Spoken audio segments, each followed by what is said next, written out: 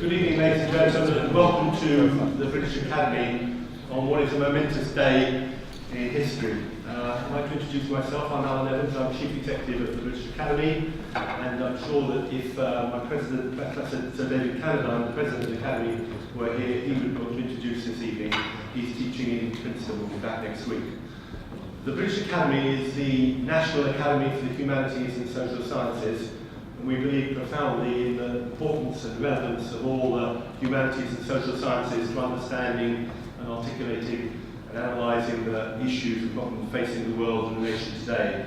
And just as our colleagues across the steps of Royal Society study the sciences, natural and physical sciences, we promote and celebrate the value of the humanities and social sciences. And I think to an issue like Brexit, the humanities and social sciences are absolutely essential. And the President of the Academy, Sir David Cannadine, and I are keen that the Academy engages in the debate on Brexit on the basis of robust analysis, sound argument, and all based on the best evidence available. And that's why we as an Academy over the last year have developed what we've called a series of Brexit briefings, exploring in short, which is important, easily approachable pamphlet-style documents, aspects of the most important debate of our time on Brexit. Many of them done in partnership with our Irish Academy colleagues, the Royal Irish Academy. And you'll find copies of hard copies of the Brexit briefings outside. They're all available on the website as well. So I do urge you to take those away and read them in your leisure. I say they are short, they're also very well written, which is good. But in addition, we're very keen that the issues around Brexit are debated, and the Academy can be a forum for debate for different voices and different perspectives. Because whilst the Academy is neutral politically and independent, we are not indifferent. Rather, we want to be engaged in and welcome informed and lively debate which is underpinned by the best non-partisan research evidence, analysis and insights. And that's why today it's a great pleasure to welcome Andrew Adonis, Lord Adonis, who will give us his perspective in a lecture entitled Let Europe Arise. Lord Adonis was both an academic and journalist before he entered politics, serving under both Tony Blair and Gordon Brown. He held a number of ministerial posts, most notably Minister of State in the Education Department, where he championed and promoted academy schools, and as Secretary of State for Transport, where he led and championed and was a leading light behind the development of High Speed 2 rail system. And since the Brexit referendum of 2016, he's been very prominent in the Brexit debate. I hope that in the coming year we'll be able to invite other speakers with different perspectives here to the British Academy, all based on those principles that I set out about independence, academic rigour and evidence in debate. The format is tonight is Andrew is going to speak for about 30-35 minutes. I'm then delighted to welcome on Andrew's right and your left, Timothy Gartnash, Professor of European Studies at Oxford University and an expert in this field studying European issues for over 40 years. Tim will give a 5 or 7 minute response to what Andrew said. Hopefully they'll have a bit of debate between them. Then we'll open up for discussions and questions from the audience, and we'll finish them with drinks afterwards. So it's a very great pleasure to build on, say, on the work that the Academy has done and to start this debate, and it's a great pleasure to welcome Andrew to give his thoughts tonight. Thank you very much.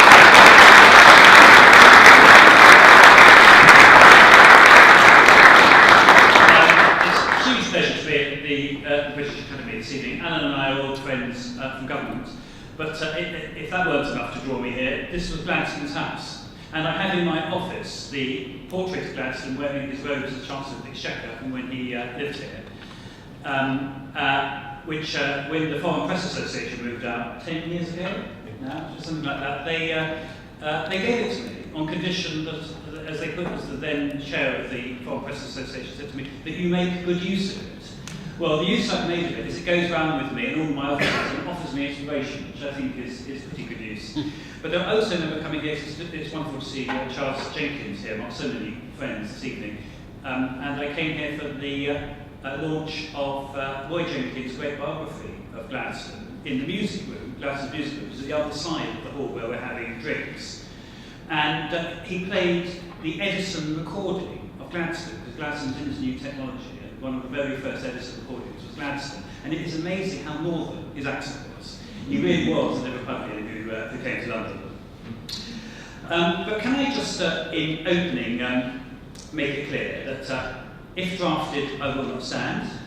If nominated, I will not accept. If elected, I will not serve. However, a key part of the task of leadership is to motivate and inspire. Where there is no vision, the people perish, says the Book of Proverbs. We haven't been over-endowed with European vision of late. So as a pro-European who just took for granted that we would stay in the European Union 2 years ago and carelessly said and did little about it, I just want to try this evening to help put that right. My considered view is this, rather to my surprise, as my thinking has developed since I embarked on the anti-Brexit cause a year ago. The European Union is the greatest international venture for peace, prosperity and freedom in the history of civilization. Let Europe Arise, the title of this lecture, are the last words of Winston Churchill's Zurich speech of September 1946. Churchill saved Europe, and at Zurich and elsewhere, he inspired the European Union. At Zurich, in words fashioned deliberately by the master wordsmith, he called for a kind of United States of Europe. This is what he said more fully, just 16 months after victory in Europe. I wish to speak about the tragedy of Europe, this noble continent, the home of all the great parent races of the Western world, the foundation of Christian faith and ethics, the origin of most of the culture, arts, philosophy and science, both in ancient and modern times. If Europe were once united in the sharing of its common inheritance, there would be no limits to the happiness, prosperity and glory which its 300 million or 400 million people would enjoy. Yet it is from Europe that has sprung that series of frightful nationalistic quarrels originated by the Teutonic nations in their rise to power, which we have seen in this 20th century and in our own lifetime wreck the peace and mar the prospects of mankind. We must build a kind of United States of Europe.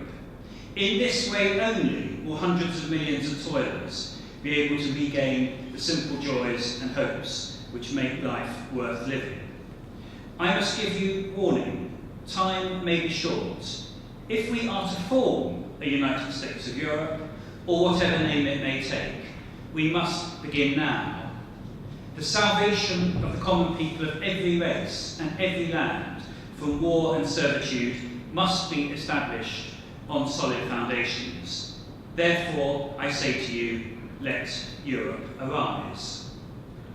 Now, to those who say Churchill intended Britain to stay out of this European Union, which is the name it did take note that throughout, Churchill says we and not you.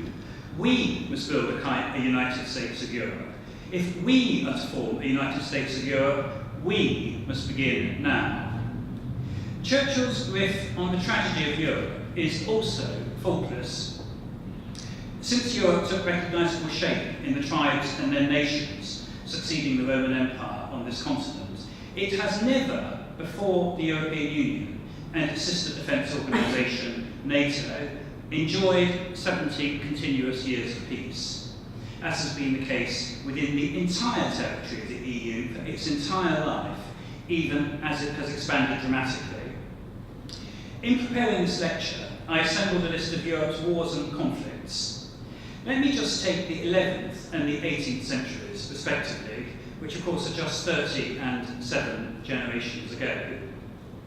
1002 to 1018, the German-Polish War. 1014 to 1208, the Byzantine-Georgian Wars. 1015 to 16, the Pisa-Genoese expedition to Sardinia. 1015, Canute's invasion of Britain. 1018, the Battle of Vlaardingen. 1024, the Battle of Lisbon. 1024 and 1043, the Russo-Byzantine Wars. 1048 to 1064, the invasion of Denmark. 1050 to 1185, the Byzantine-Norman Wars. 1060, the Battle of Theblen Pass. 1065 to 67, the War of the Three Sanchos. We were trying to work out who the Three Sanchos were earlier, all been speculative. 1066, the Norwegian invasion of England, which doesn't get much attention because of 1066 to 1088, the Norman conquest of England. 1067 to 1194, the Norman invasion of Wales. 1067, the Battle of Nemija River. 1068, the Battle of Outer River. 1073 to 1075, the Saxon Rebellion. 1077 to 1088, the Great Saxon Revolt. 1093, the Battle of Schmielau. 1094, the Battle of Stugner River. 1097, the Battle of Gevord's Mountain. Then finally, 1067 to 1194, we not only have the Norman invasion of Wales, but 1099 until 1204, we have the Georgian Seljuk Wars. That is wars of 127 and 105 years, respectively, and there are a lot of European wars that span decades and even centuries. Let's fast forward to the 18th century. 1700, the Lithuanian Civil War. 1700 to 1721, the Great Northern War. 1701 to 1713, the War of the Spanish Succession. 1714 to 18, the Ottoman-Venetian War. 1715, the Jacobite Rising in Britain. 1716 to 18, the Austro-Turkish War. 1718 to 20, the War of the Quadruple Alliance. 1727 to 1729, the British-Spanish War. I think that's the War of Jenkins's Ear, it's more commonly known, but that may be one of the later ones. 1033 to 1038, the War of the Polish Succession. 1737 to 1739, the Austro-Turkish War. 1740 to 1748, the War of the Austrian Succession. 1740 to 1763, the Silesian Wars. 1745, the Jacobite Rising in Britain. I could go on for pages more, but you get the idea as to what was happening. Now, the prize for the longest European war I can find goes to one which spans the 18th century by many hundreds of years, the Serbian-Ottoman War, whose dates, according to one study that's did a little research for me on this, looked up, appears to be 1371 to 1913. That is 542 years, time for 271 Brexits, or a very long extension of Article 50 of the War. And of course, it didn't get better after the 18th century. The apogee of all of these wars and revolutions were the two European come world wars of the 20th century, 31 years, which virtually destroyed Europe in a modern dark age of stupefying savagery and barbarism, including the return of mass slavery in Europe for the first time since the abolition of serfdom across most of the continent in the Middle Ages. As a student, I remember being astonished to learn that there were more slaves in Europe in 1943, including whole peoples and nations, than at any time in the history of Europe. And that was just 75 years ago. So, the 70 years of the European Union has ended Europe's last dark age. And it so obviously isn't a coincidence. Taking the European Union and NATO together, today's European Union has at its heart democracy, conciliation, trade, respect for borders, nationalities and minorities, and collective, non-aggressive security.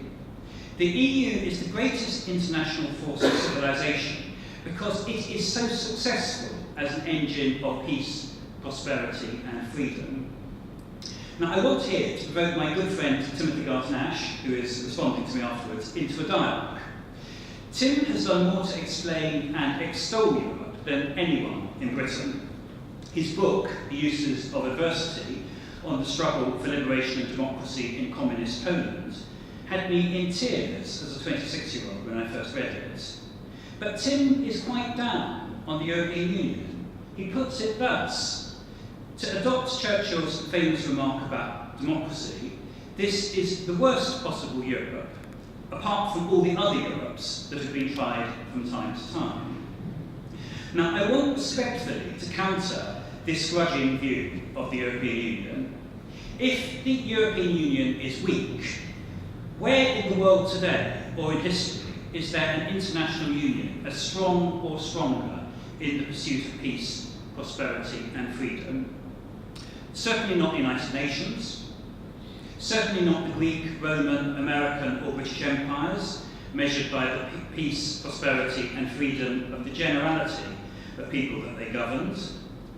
Having just watched Ken Burns' heart-rending 15-hour masterpiece on the Vietnam War, I don't think our American friends have improved on our or the Romans' attempts at reconciling imperialism and civilization, let alone peace, prosperity and freedom. I'm now watching Ken Burns' equally good account of the American Civil War, a conflict up there with the First and Second World Wars in mechanized carnage and savagery.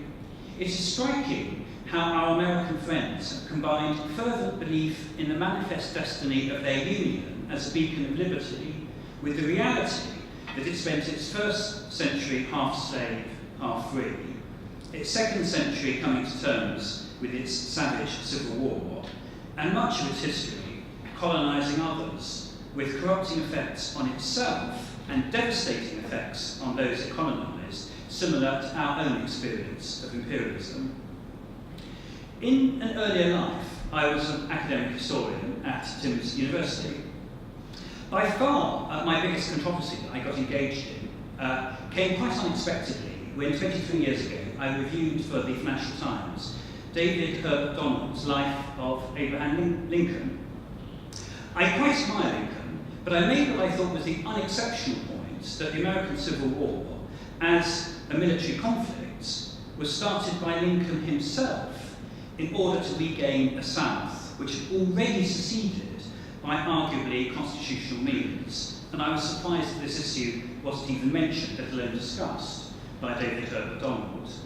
I went on to suggest that there was an argument that the war might not have been such a good idea, given the scale and the impact of the bloodshed and its inconclusive aftermath, noting that even on the issue of slaves, Brazil abolished slavery in 1888, and it was improbable that a small and independent South would have perpetuated the evil of slavery for more than a generation longer.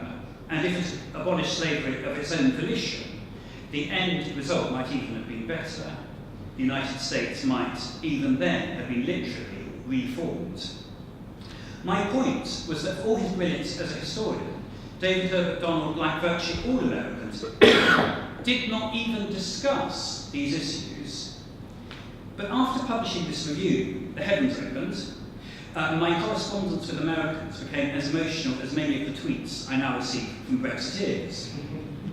Few of the dozens who wrote to me, this was before the email and Twitter age, few of the dozens who wrote to me engaged with the issues beyond simply stating their violent disagreement, and often with personal abuse. It became very clear to me that criticism of Lincoln was beyond discussion. I was arguing with manifest destiny, and I was on the wrong side of it. I think the same, by the way, of another book on American history, which has achieved cult status, Doris Kearns Goodwin's Team of Rivals, which, for similar reasons of innate American ideology, fails even to consider the glaring point that Lincoln's team didn't include the rivals who really mattered in 1861, namely Jefferson Davis and Robert E. Lee. Now, my desire in saying all this is not to open another front to Twitter trolls, but to make the comparative point that no reputable mainstream American historian on a par with Tim Garton-Ash would dream or even dare to describe the United States of George Washington, Thomas Jefferson, and Abraham Lincoln as the worst possible America except for all the other Americas that have been tried from time to time. Yet virtually no one in this country ever speaks more positively than that about the European Union. The key point here is that in the United States, any criticism of the Founding Fathers and their great deeds is beyond pale. Whereas with the EU, it's the reverse. The only thing we do is to be hypercritical, although its record is in many ways superlative. David Cameron described the European Union as monstrous and accused it of seeking to break down national identities, even as he tried to persuade us to stay in the European Union. Even my former boss, Tony Blair, generally made his positive speeches about the European Union when he was out of the country. His one unalloyed hymn of praise was on receiving the Charlemagne Prize, and that was in Aachen Cathedral. Now, politically, this all ended in the tears of June the 23rd, 2016. But far more importantly to my argument this evening, this scepticism, I believe, is fundamentally wrong. On a fair assessment, and maybe I should make this my next book, maybe jointly with Tim, on a fair assessment, the European Union has been at least as successful as the United States as a force for peace, prosperity and freedom, maybe more so. So how about talking about the manifest destiny of the European Union and its mission to lead a free Europe and inspire a free world? How about quoting the founding treaties of Europe in the way Americans so reverentially quote the founding fathers? The Treaty of Paris of 1951, which in many ways is the Magna Carta of the European Union, opens with these extraordinary words. I just want to read them to you. I did them in all my pro-European movement meetings up and down the country, and they often have people in an emotional state afterwards. This is the opening preamble to the Treaty of Paris, 6 years after the end of the Second World War. Considering that world peace can be safeguarded only by creative efforts commensurate with the dangers that threaten it, convinced that the contribution which an organised and vital Europe can make to civilization is indispensable to the maintenance of peaceful relations, recognising that Europe can be built only through practical achievements which will first of all create real solidarity, resolve, and these are amazing words from international treaty, resolve to substitute for age-old rivalries the merging of their essential interests to create the basis for a broader and deeper community among peoples long divided by bloody conflicts, have decided to create a European coal and steel community. Well, can I suggest to you that apart from the rather more mundane reference at the end to coal and steel, those words are at least up there with "we the people, in order to form a more perfect union, establish justice, ensure domestic tranquility, provide for the common defence, promote the general welfare and secure the blessings of liberty." And to be frank, they're rather more elevated than the references in the United States contribution, United States Constitution, to free persons, those bound to service, excluding Indians not taxed, and representation of blacks in Congress being calculated as 3/5 of all other persons. It's an interesting question why, unlike Americans, we neither get emotion about the EU nor read emotion into the EU's great achievements and declarations. Maybe it's because of the very fact that the European Union is international, whereas the United States was founded as a nation. However, that does not fully explain why we in Britain have an almost uniquely unfavourable view of the EU. I think, though I'd be really interested to hear your views in our discussion afterwards, that it may have more to do with the inability of England, as opposed to the other parts of the United Kingdom, being able to celebrate multiple identities and sharing of sovereignty in any form. And I have more to say about this at the end of my lecture when I talk about the United Kingdom. Now, we should celebrate also the success of the European Union at spreading and extending democracy. Astonishingly, the European Union, the only successful large international union of democracies in the world, has become, in much of Britain's media and the popular imagination, an assault on democracy itself. And we, the people, are being seriously scarified into taking back control from ourselves. I say all this, not only as British and proud of it, but equally as a Cypriot and proud of it. My father literally fled to London as an 18-year-old when Cyprus was part of the violently disintegrating British Empire in 1959, to be followed in 1974 by the invasion of Cyprus by Turkey and an occupation of half the island, which has still not ended 44 years later. Like virtually all Greek Cypriots, my family regard the European Union and its impact on our half of Cyprus as a golden zone of peace, prosperity and freedom, and infinitely better than our recent past under the colonial rule of Britain and Turkey. I want to move on now to my friends on the left and the left arguments about Europe. And I want to make a similarly ungrudging argument about the EU as a positive good and not a necessary evil. I have in mind a particular friend of mine, Jeremy Lissington, who, in a little notice speech to the Party of European Socialists in Lisbon last weekend, made it clear he doesn't much like the European Union because it isn't a Latin American liberation movement.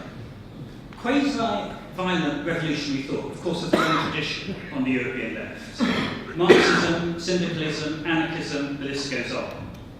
For most of recent European history since the French Revolution, violent revolutionary thought has indeed been the dominant mode of left ideology, just as before it, over many centuries, Europe's rival Christian ideologies were mostly violent, and also often violently revolutionary. However, here is my point.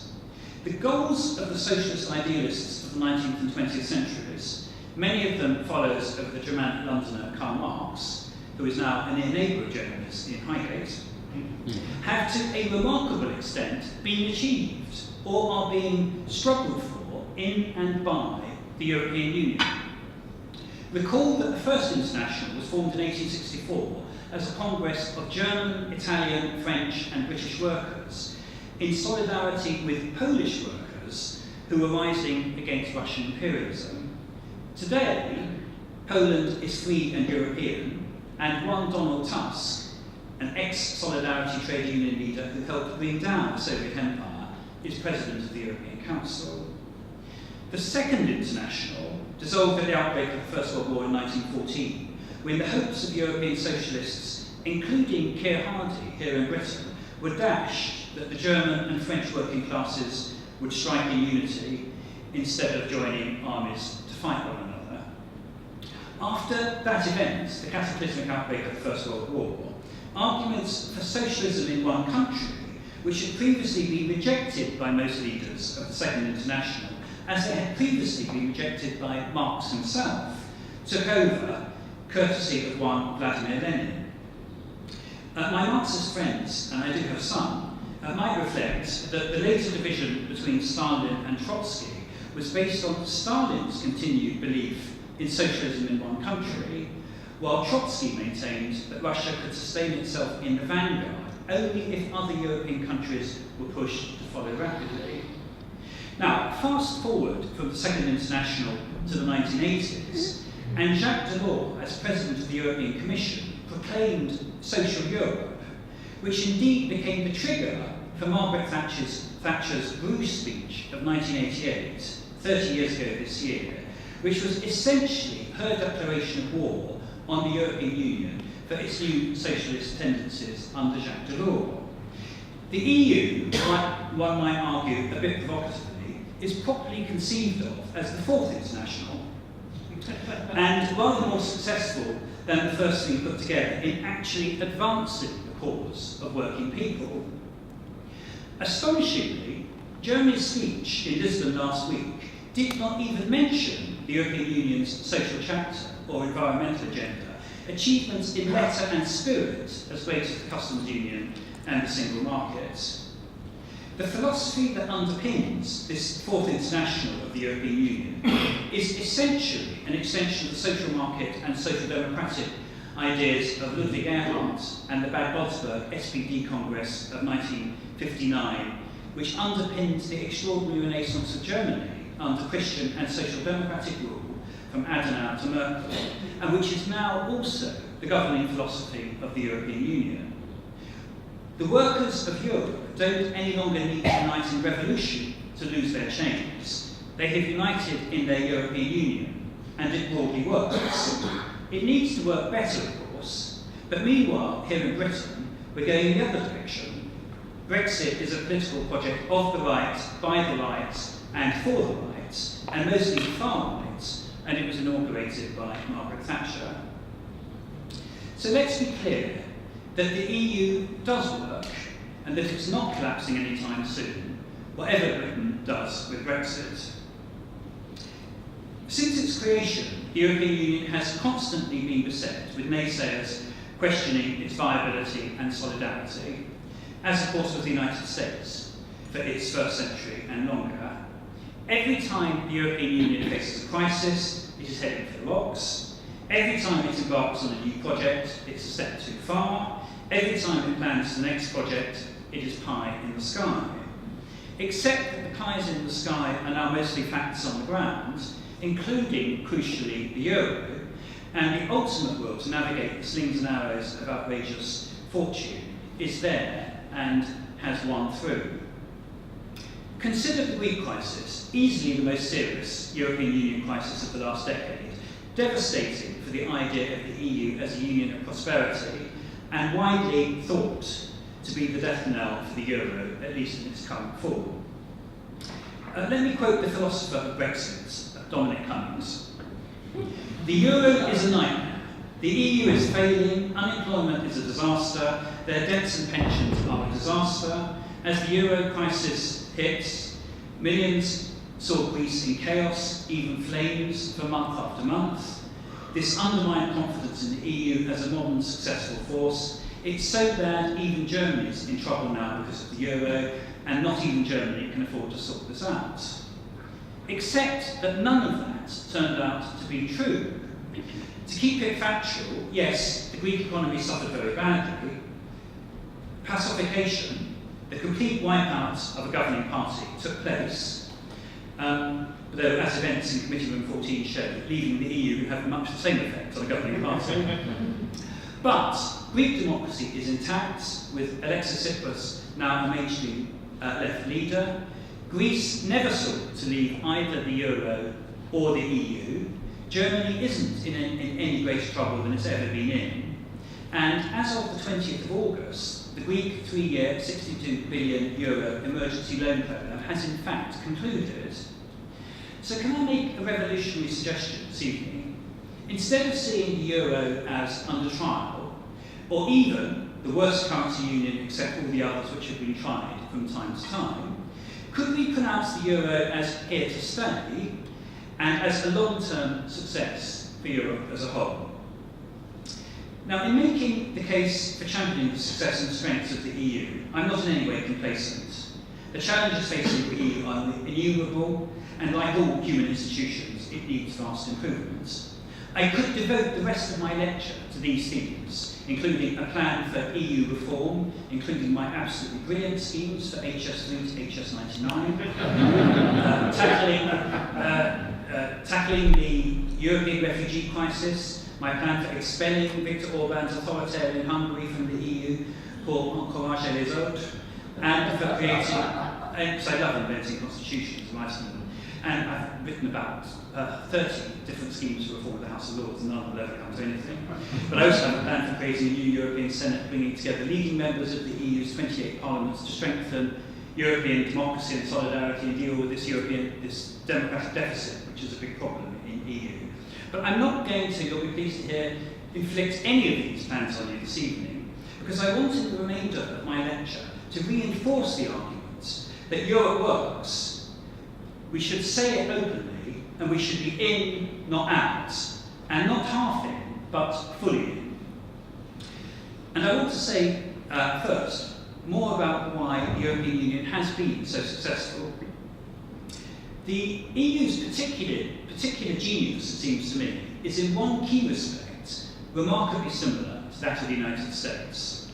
It started with a small inner core of like-minded continental states intent on forming an association of equals, and extended both its association and its values, norms and policies across an entire continent in the space of 2 generations. The Continental Congress of 13 Colonies, which met in Philadelphia in 1774, became the United States in 1787, and only 60 years later, with the acquisition of Texas, California, and the American Southwest, extended across 33 states and the entire breadth of the continent, with the same constitution and the same institutions as at its foundation. The sum was much more than parts from the very beginning, and became still more so as the United States expanded. What began with 3.9 million inhabitants in the first United States Census of 1790 is today a population of 325 million people. The European Union started with 6 nations and a population of 160 million in the European Coal and Steel Community of 1951. 30 years later, in 1981, it was 9 nations with a population of 260 million. Today, it's 28 nations with a population of 510 million, yet with institutions and a legal acquis which have remained intact, even as they've extended across this enlarged territory. Furthermore, the European Union, like the United States, has deepened as it broadened and continues to do so, in contrast to the conventional British view and Eurosceptic hope that broadening and deepening would prove irreconcilable, a view I should say that I used unthinkingly to share before I started really engaging with issues to do with the future of Europe. Furthermore, one clear result of Brexit, whether it happens or not, has been to inoculate even populist movements across the rest of the European Union against similar exits. Eurobarometer surveys show that the European Union has almost never been more popular than it is now. Across the whole EU, 68% now say that their country has benefited from EU membership, and 62%, which is a record number, consider that their country's membership of the EU is a good thing. My next key point is that in all 3 key respects I set out earlier, peace, prosperity and security, the European Union is far more than the sum of its parts, and so obviously so that everyone who can wants to join, particularly after any experience of dictatorship, Portugal, Greece and Spain, occupation, Central and Eastern Europe and the Baltics, colonialism, Cyprus and Malta, and civil war, Croatia and Slovenia. The statistics are extraordinary. Every new country entering the EU gets a significant bounce and an ongoing benefit. In the 5 years after the 2004 accession, average GDP growth in the new member states of Central and Eastern Europe rose by over 50%. In 1989, Poland had roughly the same GDP per capita as the Ukraine. Today, it is 5 times higher. This is, if I may say so, the mirror image of Project Fear. For new members of the EU, it is straightforwardly Project Prosperity. When Foreign Secretary Jeremy Hunt, trying to appease the Brexiters at this year's Conservative Party conference, likened the European Union to the Soviet Union, the striking thing is how furious was the response from European Union leaders who knew the Soviet Union from the inside. This was Donald Tusk. Comparing the European Union to the Soviet Union is as unwise as it is insulting. The Soviet Union was about prisons and gulags, borders and walls, violence against citizens and neighbours. The European Union is about freedom and human rights, prosperity and peace, life without fear. It is about democracy and pluralism, a continent without internal borders and walls. As the President of the European Council and someone who spent half my life in the Soviet bloc, I know what I'm talking about. And to rub it in, he added, apropos Putin's attack on Salisbury, the Soviet spirit is still alive, you all know best where to find the spirit, and it's not in Brussels. And I'm sure you will also remember who was the first to declare full solidarity with the UK at that critical moment. More succinctly, here is Lithuania's EU Commissioner, Vytenis Andriukaitis. Dear Jeremy Hunt, I was born in a Soviet gulag and have been imprisoned by the KGB a few times in my life. Happy to brief you on the main differences between EU and Soviet Union. And also when we escaped the USSR, anytime, whatever helps, warm regards. Can I make a final point, which is also the fruit of my last year campaigning across Brexit, across the entire country? My travels and meetings have taken me regularly to Ireland, Northern Ireland, Scotland and Wales for the first time in my life. And in the process I've got to understand a lot more about what Theresa May calls our precious union. What I've learned is this: England, as the predominant cultural, economic and political partner in the United Kingdom, isn't very good at getting on with its neighbours inside the United Kingdom, which may go a long way to explaining why we're even worse at getting on with our neighbours in the larger democratic union of the EU. As a historian, I knew from books that relations between Britain and Ireland ended in tears, many tears, a century ago. I saw, but from a distance, as Anglo-Irish relations improved after we both joined the EU 45 years ago, and then when John Major and Tony Blair undertook maybe the greatest act of statesmanship ever within the United Kingdom in conducting the negotiations which led to the Good Friday agreements 20 years ago, and then carrying it through. However, spending time in Dublin, Belfast, and travelling the length and breadth of Ireland by train, I always go for it, by train. There aren't many trains in Northern Ireland, but it's a big problem that needs sorting out seriously, because all of the lines between Northern Ireland and the Republic, bar one, are cut. You can tell the whole story of partition, just as what's happened to the railway network. But as I've undertaken these travels, I now feel, as well as understand, the failure of empathy and statesmanship that once led England and Ireland to break, and I've witnessed in genuine horror the deterioration of Anglo-Irish relations over the last 2 years, and the rise of really serious new tensions in Northern Ireland under the pressure of Brexit. Is now a commonly held view in Dublin that Anglo-Irish relations are worse than at any time since the 1970s. I also feel the huge political and cultural distance which I believe has grown between England and Scotland, as Scotland too has been ruthlessly subordinated by the Brexiters to an English nationalism which it is now clear would rather sacrifice the Union than continue it on the basis of England being a team player in both of the democratic unions to which Scotland belongs and wants to continue belonging. England is now essentially half in and half out of the British Isles and the United Kingdom. And if we abdicate from Europe, I suspect we will also end up destroying the United Kingdom, and maybe even forcing the rest of the British Isles, Ireland, Scotland and Wales, into a new democratic association of equals without us. When I was in Dublin recently, after really depressing meetings with political and business leaders, I had an hour before the train to Belfast, and I went into the General Post Office, which is the scene of the bloody 1960 Easter Rising. On the wall are these words of Seamus Heaney. History says, don't hope on this side of the grave.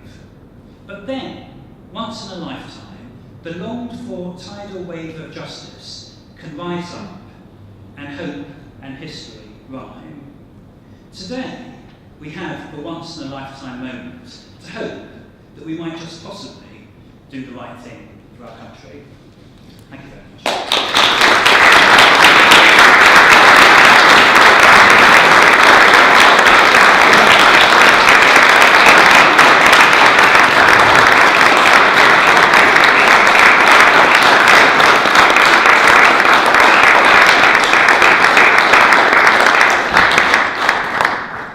Thank you, Andrew. And now, Tim Dartnash. Thank you very much. Well, let me start by saying that I hugely admire what Andrew has been doing for a second referendum over the last year. And as a politician, you should not be afraid of overstatement. So let it be the greatest achievement in the history of civilization, bar none. I, for 40 years, have been studying, writing about traveling in Europe. I identify myself as an English European. And I think if people on The Spectator or the Daily Telegraph were told I was down on the EU, they would be rather surprised, because they think of me as a hopeless Europhile. Just as, by the way, I think if Churchill had been told he was down on democracy, because of that famous comment about it being the worst possible system of government, he would be rather surprised. I would be very happy to make an incredibly positive case for the history of the EU, and just to pick up one point you made, Andrew, the Eurosceptic narrative in this country, and specifically in England, is Europe versus freedom. For most countries in Europe, certainly all those who have experienced dictatorships, be it Spain or Portugal or all the countries of Eastern Europe, it's a precise opposite. Europe and freedom march together. It's a struggle that goes hand in hand. I've never forgotten standing on the Maidan in Kiev and seeing the European flags being waved in the course of the Orange Revolution. So I could go on at length about the positive story, but we wanted to have a conversation about the different ways in which we might, as we approach what I hope will be a second referendum next year, tell the story of Europe in the British public debate. And I feel, and it was slightly tempted to say, Europe is great, which reminds me, some of you will have seen that the British government propaganda campaign, which I find rather sort of toenail curling, which says, Britain is great, with the great in capital letters. And I just want to suggest that we should be a bit careful about that for two reasons. That there's another way of telling the story which potentially is more powerful and also more compatible with the more complicated reality. Number one, I think it is really foolish to deny that while from 1945 to somewhere around 2005, the story of European unification was a story of extraordinary progress. And if I had died in 2005, I would have gone to my grave a very happy European. Since roughly 2005, particularly 2008, the European Union has been a project in crisis and in multiple crises. You mentioned the Eurozone crisis. This is unresolved. It is a deep, deep crisis in all the member countries of the Eurozone. You said Greece came through. Yes, but with what human suffering? Middle-class people reduced to scavenging in the streets. Lost 25% of its GDP. Just imagine. Lost 25% of its GDP. Italy, not least as a result of the Eurozone crisis, now is ruled by two populist parties. Hungary, in my view, is no longer a democracy. A member state of the EU, but no longer a democracy. And its leader is using a rhetoric that we have not seen in Europe since the 1930s. Not just a fascist rhetoric, but in the case of Doris Soros, an openly anti-Semitic rhetoric. You said Germany is doing fine. You know, the AfD, the Alternative für Deutschland, a right-wing nationalist populist party, is scoring in some opinion polls higher than the Social Democrats. Higher than the Social Democrats. You know, that we should be worried about too. I could go on. In other words, I don't think it's realistic for us to deny that Brexit is itself part of a larger European crisis. And actually, I don't think that's very useful either, because if what we need to do is to be tough on Brexit and tough on the causes of Brexit, to coin a phrase, then what we have to recognize is that the causes of Brexit are common to much of the developed world. They go back mainly to the financial crisis of 2008 and to processes of globalization. And they don't lie in the European Union. That's a crucial point. It's not, yes, there were reasons people voted the way they did on 23rd June 2016, because they had genuine grievances. But it wasn't the EU that was to blame, with a single exception, perhaps, of freedom of movement. That's point number one. But the deeper point, and this I think is a really important one, is this. People often accuse pro-Europeans like you and me of being naive Enlightenment optimists, believing that history is a story of progress, being Dr. Pangloss, right? And the danger of presenting it as you do is that we feel a bit Panglossian about it. So let me give you one example. You said 70 continuous years of peace. The longest of battles before that. Let me just add to your list. Greek Civil War, 1945, 1946. Hungary, 1956. I don't think they felt they were at peace when the Red Army tanks were rolling through Budapest. Czechoslovakia, 1968. Poland, the state of law, 1980-81. Former Yugoslavia, 4 wars, including the most horrific genocide since 1945. Former Yugoslavia, Crimea, eastern Ukraine today.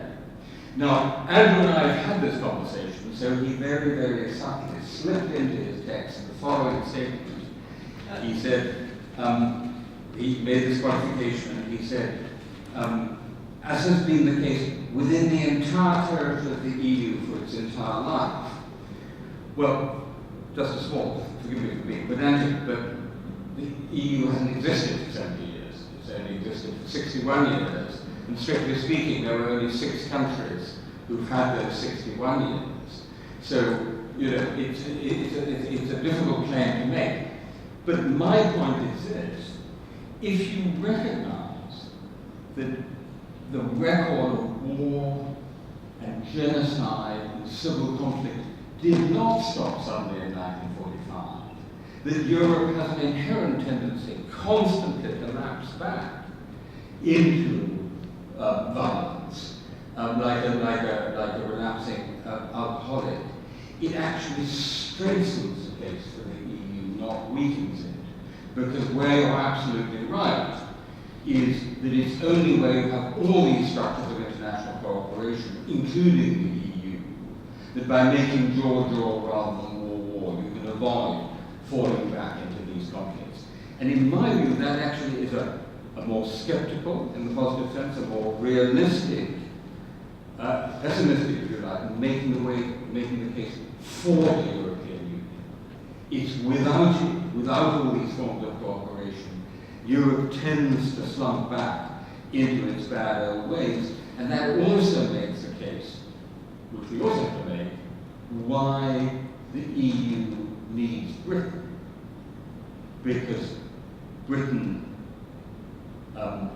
is one of its most important powers in terms of foreign security policy, in preventing wars, because Britain is needed for the EU to keep its unity and strength in the face of new giants like China and Russia who are trying to divide and rule.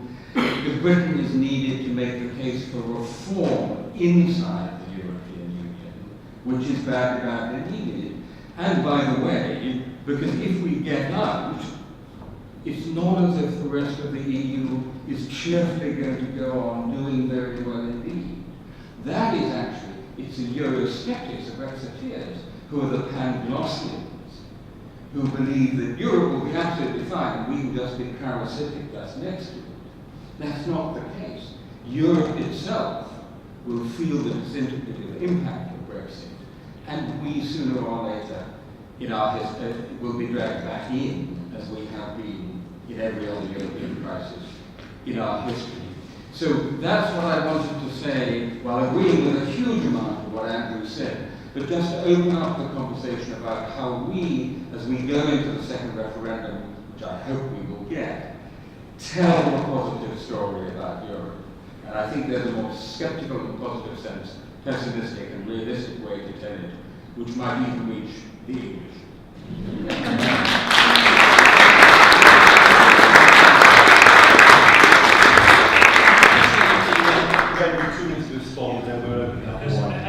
The dialogue which is now emerging between some of me much more significant than I realised, because I thought it was an argument about language, and I actually understand it is actually an underlying argument of view and interpretation, which I just want to tease out, because it's of huge importance to us as we get it together. I think we actually disagree rather than about substance, not just about language.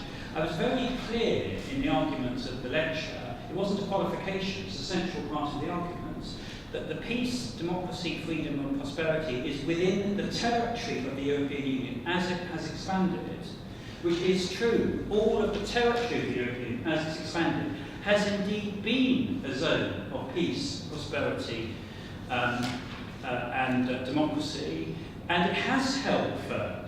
Indeed, when you look at the cases that you mentioned, part of the reason why the Central and Eastern European countries wanted to come in so dramatically afterwards is because of Czechoslovakia in Hungary in 1956, Czechoslovakia in 1968. Why did Milo, the Cypriots, want to come in so quickly? Because they had been invaded by Turkey in 1974. So getting into the EU was of imperative importance in order to ensure that they weren't going to be subject, as they've always feared and still do fear, though they're much more secure inside the EU, that there could be further Turkish incursions.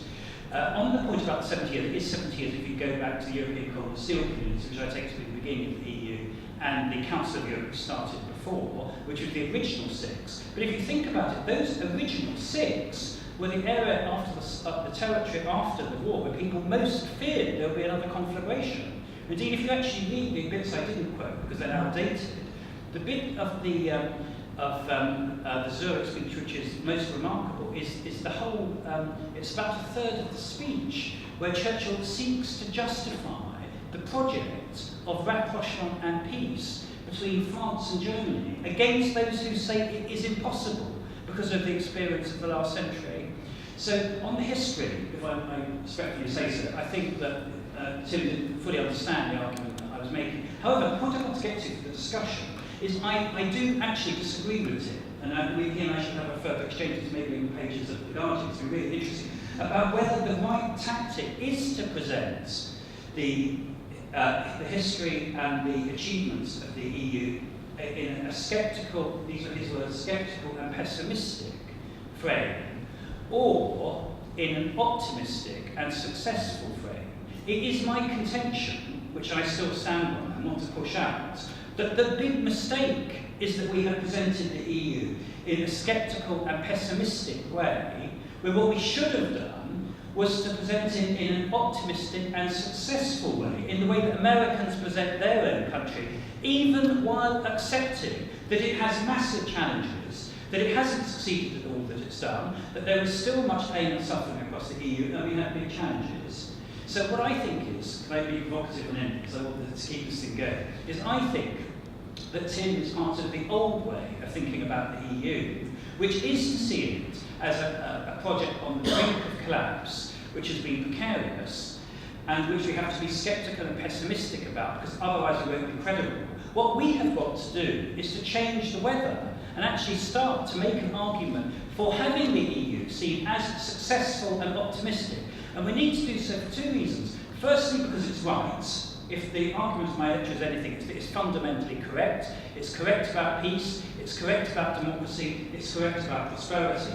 But also, you will not win. I mean, I've been up and down the country for the last year. I've done, in my office in Tel Aviv, something over 100 meetings. I have probably engaged in more intensive discussion on Europe than anything since I was schools minister, was with some others in the room, trying to persuade people to reform their schools and take some very tough decisions on that. And actually, the meetings are quite similar because they involve people getting over a massive set of preconceptions and focus. Our big problem out there is that the whole frame of reference in respect of the EU is one of failure, pessimism, and precariousness, and lack of democracy as being a fundamentally undemocratic argument. The truth is that all 4 of those propositions are wrong, and if we have to fight another referendum and go through another period in our national development where we see our principal international union of which we're a part, in terms of negativity and failure, then we may well lose next year, and we will be setting ourselves up for a massive, continuous crisis in our relations with the European Union and public attitudes to it. What we've got to do is now to bring about a profound discontinuity. I'm a politician, I know how tough that is. I also know that it's possible to do it, which is the key thing. Often, people become scarified by the fact that it does involve a big effort. It's possible to do it, and my own belief is if we don't do it, we'll be fundamentally betraying our own national interest and the wider European interest. So,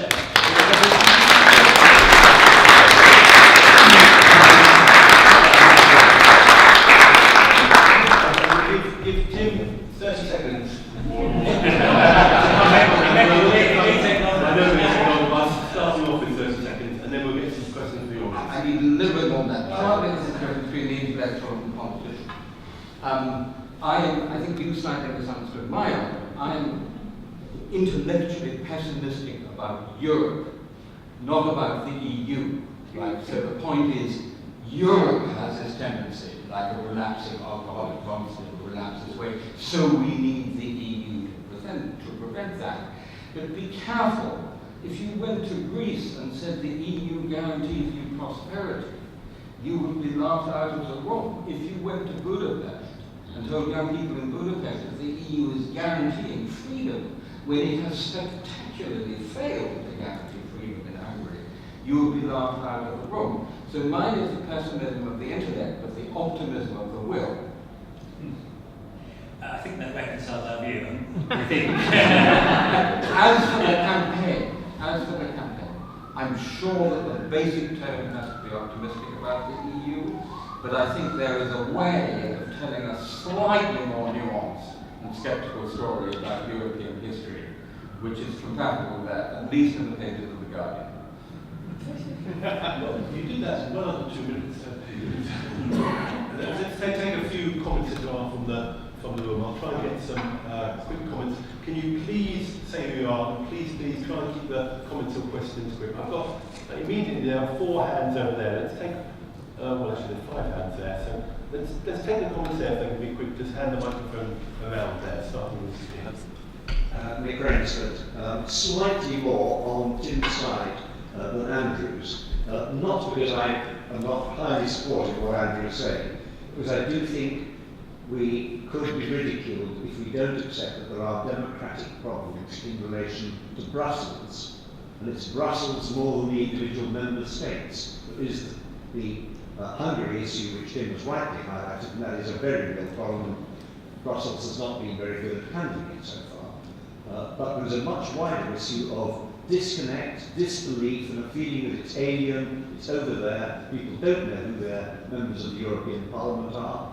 People can always contrast the fact that they know who their local MP in Britain is, they don't know who their European representatives are, they don't see what is happening and how that is happening to support them, and that's particularly difficult in those communities that feel left behind, the marginalised areas which disproportionately voted Brexit because of disillusionment with both Westminster and Brussels. And I do think we've got to acknowledge that problem, as well as championing the huge achievements, and I'm very much with Andrew in the view that peace has been an extraordinary positive achievement of the European Union, and it has extended freedom and extended peace in Europe, and that's something we must champion and celebrate.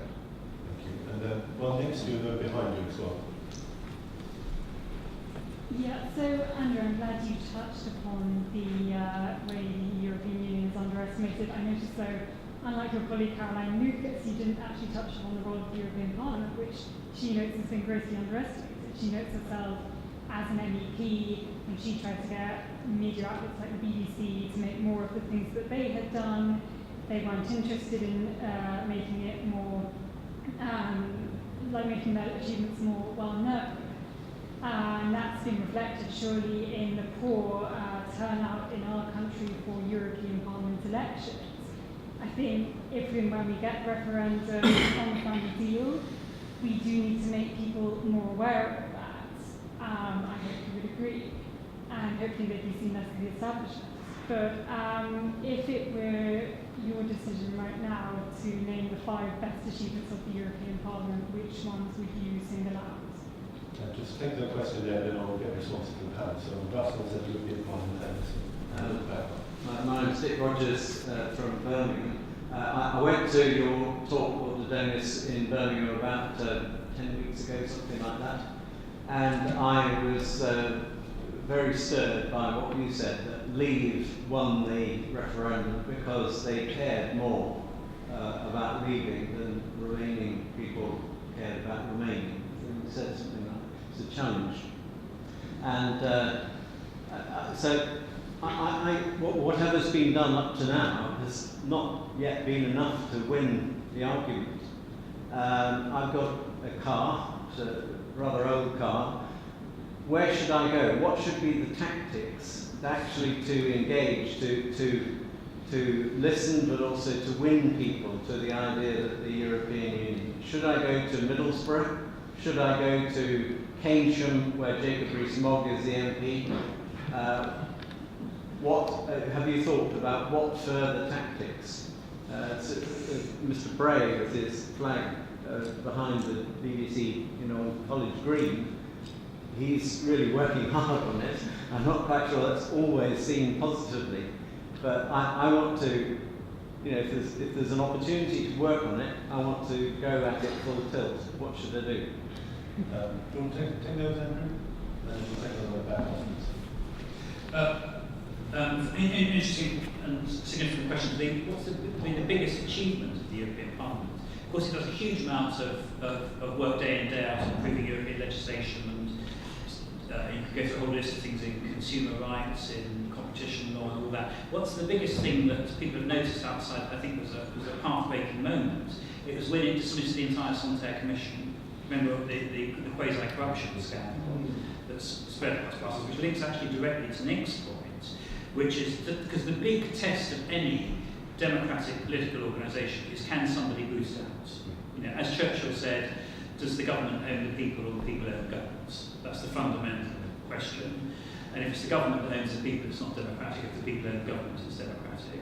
What the dismissal of the Santerre Commission showed is that ultimately, through the European Parliament, the people of Europe do actually own this institution. It's not this fixed commission that owns, as it were, everything else that goes on in Brussels. So I would give that as the as most important thing.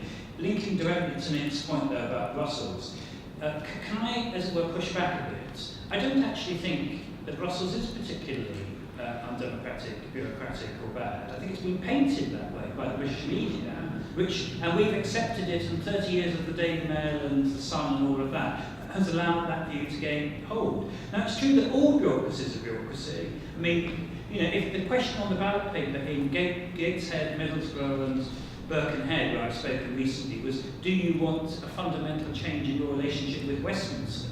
You would have had a far bigger majority for that than you had for leaving the European Union. Also, by the way, if the question on the ballot paper would be, do you want an end to austerity, you would have got 90% plus. So can I push back and say, I think there's a real danger of us saying, yes, of course this institution is appallingly bureaucratic, only it's not properly democratic and all of that, but the way I would turn it around is say, actually, it does a good job. It has produced more peace, prosperity and democracy than any international union of democracies in history. That is part of the reason why this continent has worked. We have been at peace, but of course it always needs to improve, and there are things that need to be done differently. However, and I know because I've had this argument up and down the country, the thing that I know you're really concerned about isn't in most cases what's going on in Brussels. They're probably 5% of the voters who are concerned about that. What they're really concerned about is our failure to tackle our domestic issues here in Britain, which is a challenge of Whitehall and Westminster, for which Brussels is being made a scapegoat. Now, when you put that argument across, people do in fact relate to it. But until very recently, the argument wasn't even being made. Now, of course, I could, like Nick and I, we could agree on what actually needs to be done to improve democracy in Brussels, the big problem of a European Parliament with members who nobody knows about and all of that. But I am not prepared to accept the premise, and nor should we, I contend, the premise that Brussels is fundamentally less democratic or more bureaucratic than any national system of government, because my reflection on it, in truth, is that it isn't, actually, when you examine what happens. And we shouldn't play along with that game, because part of the problem which we've had is simply accepting as a premise all the way through what is essentially a Eurosceptic, pessimistic, negative argument about an institution for which we should be fundamentally positive and optimistic, because actually the facts justify that. You spoke a lot about England and the effect of England. Do you think there's an argument that treating England as one block has been an issue? Because arguably London and the South East have done very well out of the EU, with other parts of England have done extremely badly. And that was part of the misunderstanding of politicians, I would argue, in the referendum, that they treated England as one block and supported just England, London and the South East. Well, I think there's a huge problem about the government of England. Huge problem. And it's the big missing part of constitutional reform within the United Kingdom. Nick probably did more than anyone to help resolve it by the brilliant scheme, doesn't mind my saying so, for a mayor of London and the government of London. The problem in England is we didn't introduce equivalent reforms across the rest of England. And the sense of alienation, distance and very poor government in the Midlands, the North and the West of England is profound. Indeed, I'm shocked from all the meetings I've done in the last year how profound it is. Part of the reason why London voted in the way it did, in my view, is to do with it being more cosmopolitan and all of that. I also think it's partly to do with the fact that its government is much better. and the quality of government, the resources the government has, and all that outside are much worse. So my reflection actually is that we need fundamental reform. We need a federal type constitution. We need to move more of our political institutions out of London. We need mayoral type arrangements with strong powers for all of the major cities and city regions of England outside London. And I have volunteered to move my chamber, the House of Lords, to Newcastle or Manchester, which I can assure you has a huge well of support amongst my fellow peers. And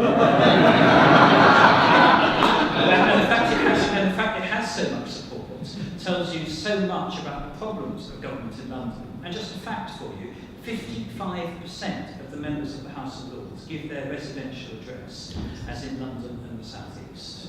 And that tells you a huge amount about the problems we have in the government of London. What about energetic tactics? Just before, I would urge you, Andrew, and everyone in the audience to read Governing England, which is a series of essays published by the British Academy last week on exactly the issue of how English governance could be improved. And that's about gentlemen there. It's about tactics. It's not about tactics. So the gentleman back there has been very patiently desperate to get his question there. So let's take that and then continue last one. Tactics. Yes, my name is Charles Martin. Very interesting debate between Tim and Andrew about whether we should be pessimistic about Europe or optimistic about Europe. But I think to focus on the reality, and in particular the forthcoming campaign, if we get it, we have to focus on whether effectively Europe and the membership of the European Union has been good for the United Kingdom. And I think we can make a very compelling case that it has. And that's really where the debate will be. And of course, what was wrong about the last campaign, and indeed has been wrong for the last 40-odd years, is we've constantly been told that Europe is something to be held at bay rather than something to be embraced. Just to leave you with one statistic to illustrate how it is that membership of the European Union has been an unequivocal good for this country. Before our membership in 1972, we had the lowest rate of growth in Europe. Since 1972, by and large, we've had the highest growth rate in Europe. It's as simple as that. The Germany. Yes. The gentleman next to you as well, I meant to actually got some of it. And then any more of this side of the questions. A brief question about tactics, please. I was an early advocate and passionate believer in the necessity of a people's vote. But since the presentation of the draft withdrawal agreement and its ability to unite almost everybody against it for a wide variety of different reasons, and my belief that you cannot produce a satisfactory withdrawal agreement, I've come to the view, and I want to know whether you can share any light on whether this is a reasonable view to hold, that in fact simply revoking Article 50 would be the solution, having been given the legal justification to do so by the ECJ, the speed with which it could be done, the almost negligible cost of revoking the article, and it would be a decision which would quite clearly be the people taking power through their representatives and through the sovereign parliament. It seems incontrovertibly more helpful to avoid the divisiveness of another referendum, because it will be very divisive if it's held, and the probability of it being almost or identically equally inconclusive. The political nettle has to be grasped, in my view, by our politicians to either go full tilt for Brexit, if they dare to do so, or to revoke Article 50, say we need another chance to see whether we can, in fact, leave Europe without doing ourselves irreparable and long-standing harm. But by needing to sweeten that proposition, I think to assuage those who don't wish to see Article 50 revoked under any circumstances, establishing an independent commission not comprised, by definition, of politicians alone, to look at how and whether we can alter our relationship with Europe in a thought through and structured way, rather than on an impromptu, emotional and partisan way that it has been so far. Yeah, and just in case anyone is unclear about this, I think the only good Brexit is no Brexit. And the only way to get no Brexit is to have a second referendum, and I spend a lot of my time working to that end. So just in case there were any doubt about that. I think part of the difference between Andrew and me is not just a politician versus spectateur engagé, but also that Andrew looks at this primarily through a British political and historical prism. I spend most of my time on the continent of Europe. Now, you're absolutely right that what we get from the British media about the EU and the European Parliament is completely ridiculous and grotesque and beyond parody. However, it's not just us who have problems with the European Parliament or the Euro or with Brussels. Turnout in European elections is quite low in a great many countries. Objectively, you're absolutely right, the European Parliament does a good job. It controls the executive. But subjectively, if you ask the question, as the Eurobarometer polls do you feel your voice is represented in Brussels? It's a relatively small proportion. So that objectively, the European Parliament appears to be doing quite a good job, and maybe, but subjectively, people across the European Union don't feel strongly represented by it, and it has an unintended consequence, which is that 40 years ago, when I started traveling around the continent of Europe, you had people in national parliaments who were deeply committed to the European Union, very knowledgeable about Europe. Now all the Europeans have gone off to Brussels and Strasbourg. It's sucked out the knowledgeable Europeans and the pro-Europeans from the member states and taken them off to Brussels, where, alas, the European Parliament is a bit of a bubble within a bubble. So, seen from my European point of view, I think there are real problems with the European Parliament. However, absolutely, when we're making the case in the referendum in a few months' time, of course we have to stand up for all the good work it does. Finally, and that brings me to the tactics. Listen, revoking revoking Article 50 is a non-starter. The ECJ verdict says very clearly it has to be a long-term, settled intention to revoke ECJ. And we don't yet have the settled political will of this country to do that. So what we need to get is an extension of Article 50, not a revocation, an extension for 4 or 5 months, whatever it takes in order to do the referendum, and that we will get. Final point on tactics. I think one of the great mistakes we liberal pro-Europeans have made is to talk too little about England. We've talked about the world, about citizens of the world, internationalism, cosmopolitanism, Europeanism, and left Europe to the xenophobes and the populists and the nationalists. So the flag of St. George has become the flag of UKIP and the BNP and the English Defence Scheme. I think one of the things we have to do is to go out of that and reclaim England, the England of John Locke and Hazlitt and George Orwell. And so that's one of the things I have to do, is a very extensive liberal, forward-looking, liberal patriotism. And to say there's absolutely no contradiction, but really being a tremendous English patriot and a great European. Thank you. I'm going to take 3 final questions. I've only got time for 3 more. I want to take time on this side of the room. So one there, and then go to the one at the back and the gentleman over there to finish off. One there. Thank you, John White, contributing to the Financial Times. I wanted to make 3 quick points. Tim mentioned Italy and mentioned that it's now run by 2 populist parties, somewhat incoherent parties, but nevertheless these parties take something like between 50 and 60% of the poll for support. But more deeply than that, what has happened in Italy is that a country which was assumed to be perhaps the most enthusiastic country for Europe, the most pro-European party, has suddenly, it seems, in the course of a few years, switched right around to be quite strongly Eurosceptic, not even to leave the Euro, though Mr. Salvini, I think, wishes to do so. But what it seems to show is that Europe had no purchase, or a very light purchase, upon the mass of people. And it remained fatally in Europe and possibly elsewhere as an elite project.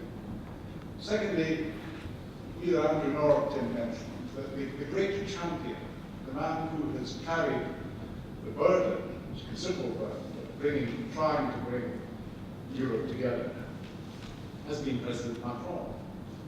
And he's now, if not fatally weakened, at least weakened for the foreseeable middle term future and possibly much more. The last point, Andrew said that, as constantly said, we must get rid of the skepticism, the pessimism of the garden measures, and go for an optimistic view of Europe. Which Europe? You've been fairly clear that you're a federalist, that you want ever closer union and the United States of Europe.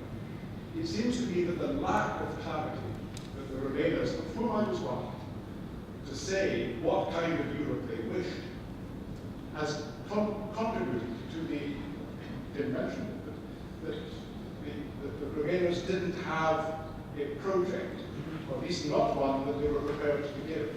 It also seems to me that the British temper, not just the English temper, but also the Scottish temper, and the Irish temper, the Welsh temper, is not going to be for, no matter how enthusiastic you are, for a federal Europe. The best we can hope for is what we had, which was fine. Kind of half in, half out. A trading arrangement, lots of cooperation, and that's about it. I cannot see the British, the English temper going for anything more, no matter how much enthusiasm we get. One question at the back, and then a final question over here. Andrew Craig, from Suffolk. I would like to say nobody's mentioned social media. I find this quite remarkable. Let's go back to the year of disasters, 2016. The last disaster was the election of Trump. The previous disaster was Brexit. And the first one was the election of President Duterte in my wife's country, the Philippines, which coincided with Facebook making itself free to anybody with a mobile phone in the Philippines through a deal with the phone companies. President Macron's troubles are related to a change in Facebook's algorithm to give more voice to local conversations. If we don't grip this one, we are looking at a catastrophe. I think quite possibly Marshall McLuhan might have said that the era of the great dictators, the first half of the last century, coincided with the rise of radio and cinema, because in the cinema you're looking up at the big man on the screen, and on the radio you're hearing him in the comfort and privacy of your own home with no competing channels. Television brings everybody down to the same level, like you three at the front there, carrying a conversation on a domestic scale. We need to think what we're going to do about social media. I don't mean Twitter, which is the elite's toy. I mean the major social media. I mean Facebook. I mean the ones like that. We need to grip this and deal with it, otherwise we're going to lose again. Thank you. And I'll take the final question, gentleman there.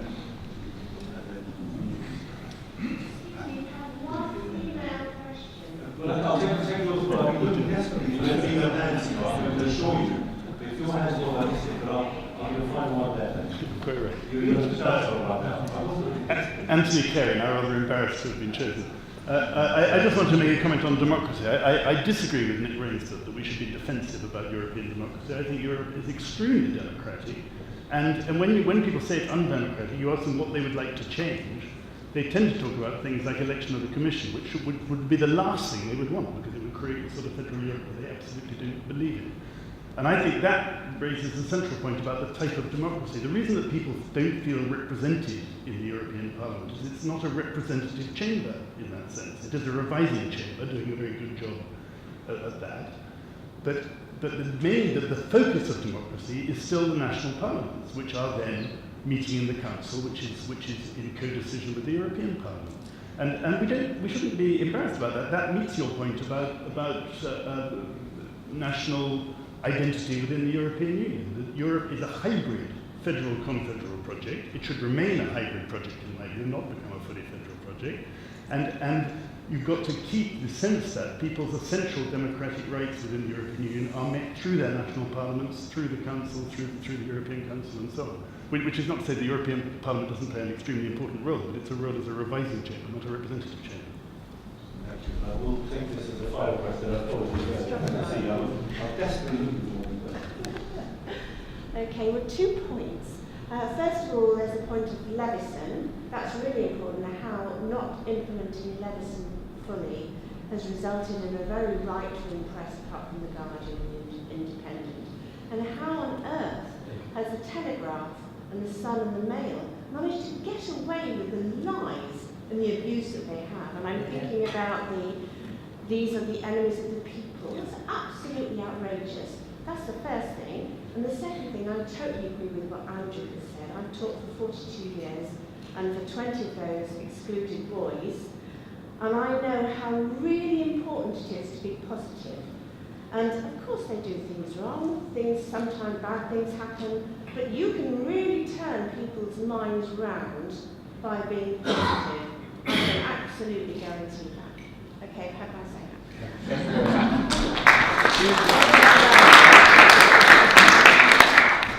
Please give those who want to briefly, and then I'll hand you the last word. So, 3 quick comments before Andrew's great peroration. First of all, I not for a moment, and would never say, the EU is undemocratic.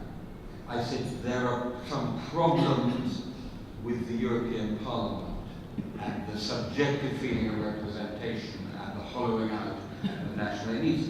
I've always thought talk of the democratic deficit was wildly overblown because all the key decisions are made by representatives of democratically elected governments. End of story. Secondly, I really don't want to go down from this evening as sort of Eeyore, the gloomy pessimist. I'm tremendously optimistic. I'm just very optimistic about the common sense of the British people when we say we love the EU, warts and all. But they know there are some warts, and there's no point pretending there are no warts. And that takes me to my third and final point, which goes to John Lloyd's very interesting comments about the British spirit. I mean, I think to make the case of British public opinion, you do have to have some answer to the question, why do they need us? And not just to the question, why do we need them? We're not just some little country on the edges who desperately needs the EU, which is absolutely wonderful. Now this can go to absurd extremes. Willy Brandt tells in his memoirs a story of Lord George Brown, remember him, the Labour Foreign Secretary? You will remember him. He was saying to Willy Brandt, as Britain was trying to join the European community, Willie, you must let us in so we can take the lead. This is a classic British attitude. And I wouldn't want to go that far. But if you say the EU does have problems, it does need our experience in world affairs, our strength in security policy, in defence, what Jean Monnet said about the English specifically, which was our love of freedom and our ability to make democratic institutions work. It needs that badly. We're needed in there to help reform it and make it fit for the 21st century. I think that's a good way to make the case for you. Thank you. Andrew. Well, can I say, I very much welcome what Tim just said. I detect that in the course of the last hour and a half, Tim himself has moved. We're now thinking it's a great project, warts and all. It's not a project about which is in crisis. Because I fundamentally reject, by the way, the idea that the European Union is in crisis. If it's in crisis, every democratic institution operating in any context is in crisis. That is true, that they are always in crisis. I mean, I spent a large part of my life in that building on the other side of St James's Park. It is always in crisis. I mean, there is a fixed amount of crisis any institution that can undertake, and it's always full, I can assure you. And if Brexit went away, there will be the crisis on universal. Brexit went away, there will be the crisis on universal credit. There will be the crisis on the European elections. There will be crisis on the European budget, which is coming to. I see some Iranian friends. We have a massive crisis on our relations with with Iran. We have a constant crisis in our relations with Trump. So all that it becomes is a meaningless statement that we constantly have struggles and challenges. What I'm arguing about is something more fundamental, which is, do we regard our relationship with the European Union as a bedrock, and a positive bedrock, of our entire operation as a country, and one which enhances and does not diminish our national standing and our capacity to act for the good, for our people and internationally? Or do we have a fundamental view that it's optional, it might just possibly have some benefits, but there's a huge amount going wrong, and it's fundamentally flawed? I am arguing very powerfully for the first and not the second, and it is 30 years of narrative in the second frame that I think is a large part of the reason for two things. Firstly, it's a large part of the explanation what I now regard, as I've gone into this and thought it all through in the last year, a fundamental mistake of British policy since the early 1990s, which was half in, half out. What essentially happened, ironically, after Thatcher, because Thatcher herself didn't do it.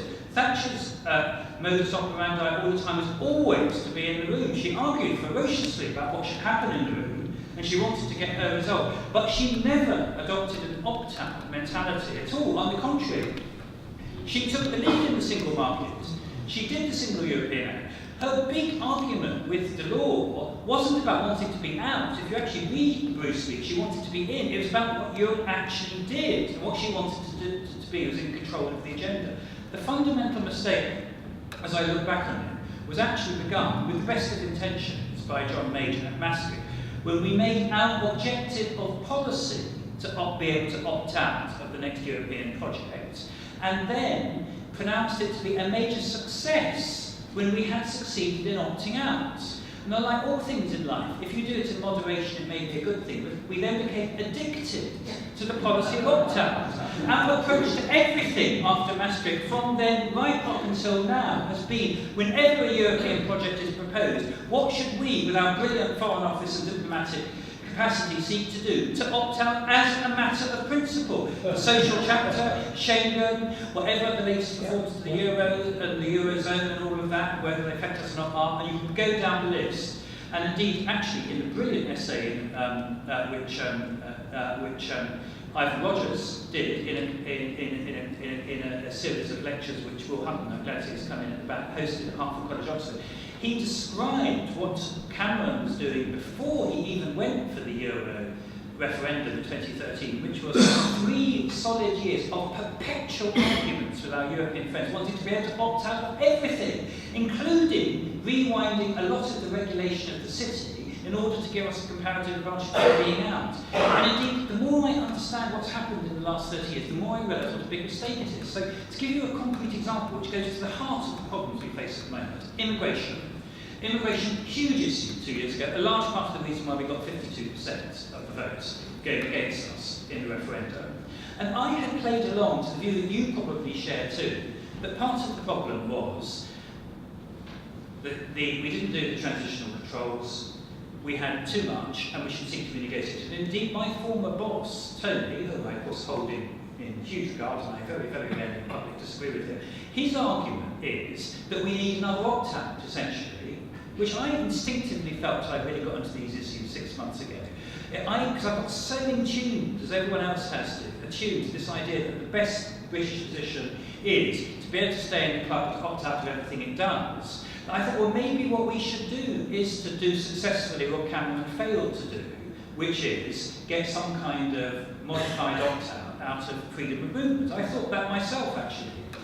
Until I started looking at history and understood what happened. Let's be clear the reason why we're in this mess. The reason why we're in it is when the negotiations took place for the accession of the Central and East European countries, which, as Tim so rightly said, has been transformational for those countries, an objective of British policy, because by then, this was under Tony Blair, this was deep in the bloodstream of the British diplomatic corps, was to get an opt-out of all of the arrangements on the extension of freedom of movement in respect to Central and Eastern Europe. What we wanted to do when the Commission wanted a 7-year transitional controls on freedom to work to apply across the EU we regarded it as an objective of policy in principle to get an opt-out.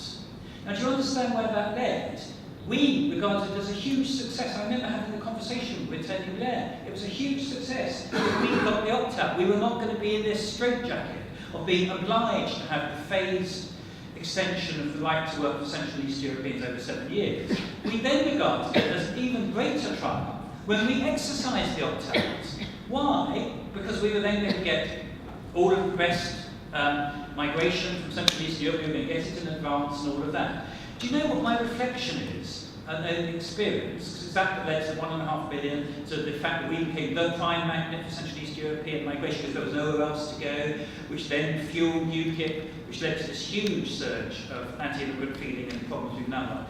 The big problem with what happened with Central and Eastern Europe and with freedom of movement wasn't too much Europe, but too little Europe. What should have happened is that we did not opt out of the arrangements which the rest of Europe agreed precisely to deal with this issue about how you manage migrant flows when you've got economies with massively divergent incomes, where there is bound to be a big pool. If we had not got the opt-outs, if we had gone like France, Germany, Italy, all of the rest of them, with the phased implementation of freedom of movement across the 7 years, with all of the rules that were being put in place, we would not be in this mess today, and we probably wouldn't be Brexiting.